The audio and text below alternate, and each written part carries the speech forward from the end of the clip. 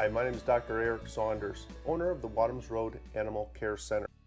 Well, let's get started and talk about the first, which is ABCs and 1, 2, 3s of pet training: ears, teeth, and toes.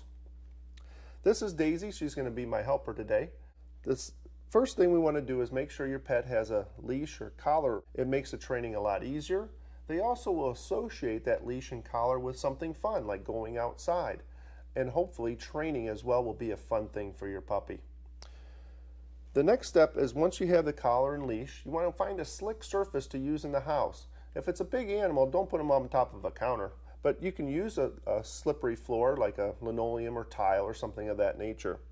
We like to use a dryer. The dryer is nice and slick, the puppy's usually small enough, and the height is just about right to get the proper training done.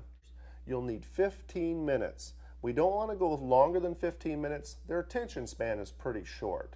So we want to try to make it fun for them and educational at the same time.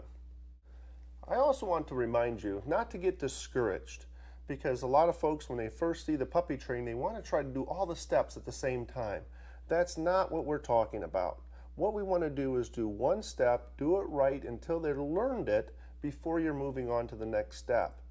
We find that sometimes puppies, they get a little ornery sometimes. It might take them 15 minutes just to get past the position that we put them in, called the puppy training position.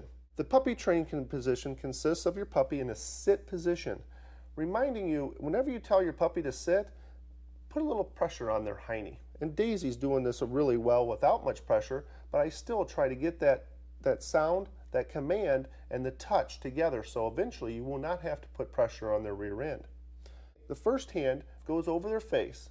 The thumb goes on top of the muzzle. The fingers go underneath the jaw.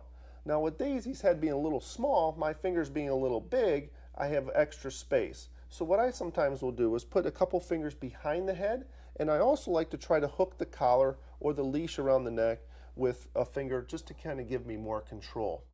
The other hand, we call it the shoulder hand. You're going to have to do this on both sides, but the shoulder hand rests, as I say, on the shoulder, and we use that as our training hand. Sit, Daisy. Good girl. Sit.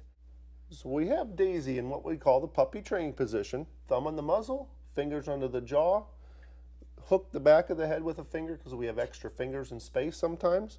We don't want to hold firmly or too hard, but just a little bit firm, just so you can control their head like a halter would be on a larger animal.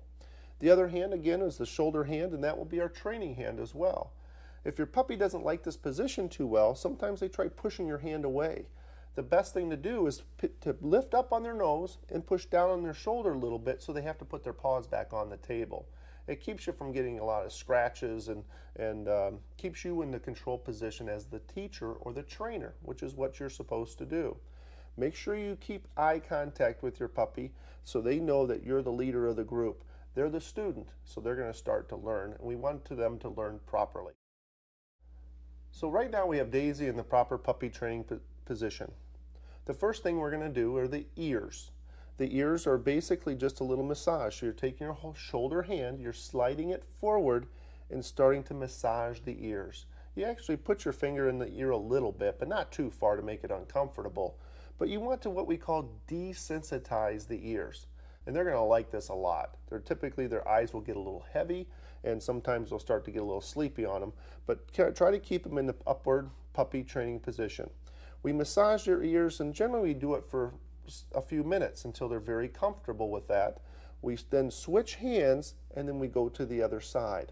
We're massaging the ears, we're putting our finger in the ear, and just kind of very gently stroking the ear and petting it. What this is going to do is allow us to clean their ears a lot easier and prevent costly diseases. Ear diseases sometimes constitute several appointments a day for us. So we want to try to prevent those through the proper desensitization and proper cleaning methods, which we'll discuss with you in the office.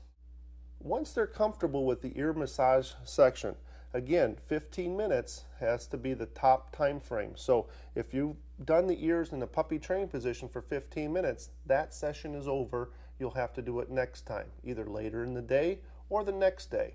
But we like to get at least one training session in a day of 15 minutes for your puppy.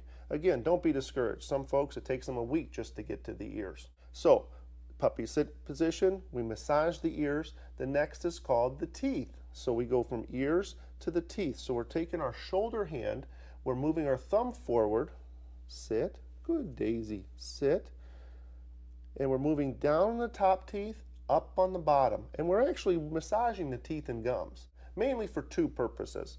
One would be is that a puppy is going to teeth, just like a child would with a teething ring. We're massaging those gums to make it more comfortable for them so they don't chew as bad. They'll still chew, trust me, but they won't do it as bad.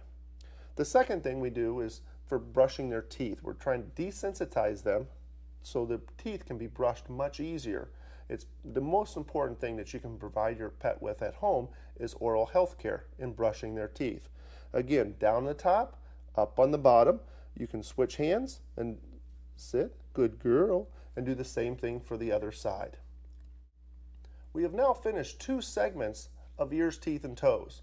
And what I like to also encourage you to do, whenever there's a good thing that she's doing or he's doing, is give them a little praise. Way to go, Daisy, good girl. Always encourage the positive rather than scolding for the bad. The third thing we're going to do is a little bit more complicated because it's called the toes. We start at the top of the leg and we massage gently down in between the toes and the toe webbing. We tug on the toe a little bit. What we don't want them to do is pull their paw away. If they do, they feel like they're in control. But we have to maintain the teacher position, so therefore we want them to be comfortable with their paw in our hand. When we're massaging, we spend a couple minutes on each paw. When we're finished, we set the paw down for them and do the back feet the same way. They can even be in the sit position. You can reach down, grab at the top of the leg or the paw, at the knee, and work your way right on down to the paw and work in between the toes, just like we did in the front feet as well. This will help for a couple reasons. One is if they're dirty and they come from outside, it's a lot easier to wipe off paws before they're running around the house. Secondly, we're going to desensitize them for the use of the nail trimmers. So when we trim their toes, they'll think it's no big deal. Well, Daisy did a great job, just as I'm sure you will do so with your pet at home. We've had a nice training session. We did what's called the ears, the teeth, and the toes, which are the basics for the ABCs or 1, 2, 3s of puppy training.